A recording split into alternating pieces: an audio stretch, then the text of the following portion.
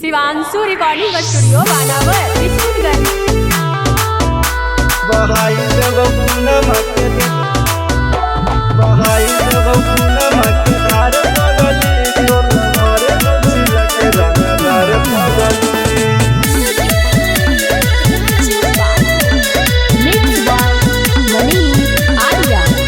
आगे पुलिस प्रशासन से डरियो न करो कल कारोबार पगली।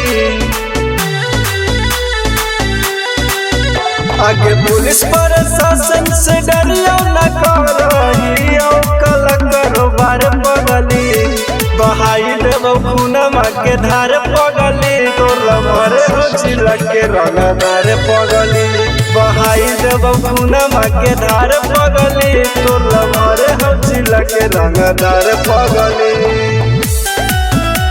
बहाई देव खूनमा के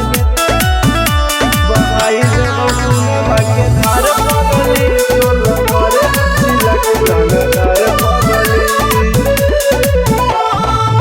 करहु कहतल जानो पूरा इलाका के, जहाँ मना करो वहाँ डलहियो डाका के।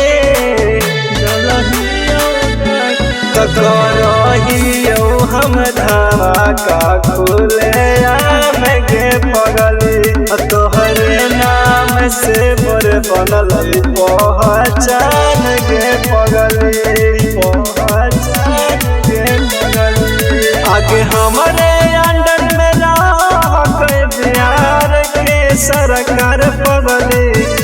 बहाई देव खूनमा के धार पगली, तोला भरे जिला के रंगदार पगली।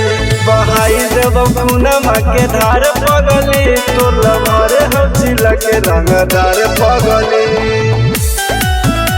बहाई देव खूनमा के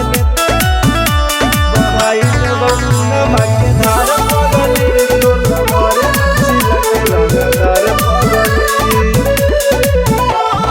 लेके रही फलवा करो मर्डर गे, हमारे ऑर्डर पर होबो सदरो गदर गे, सदरो गदर गे।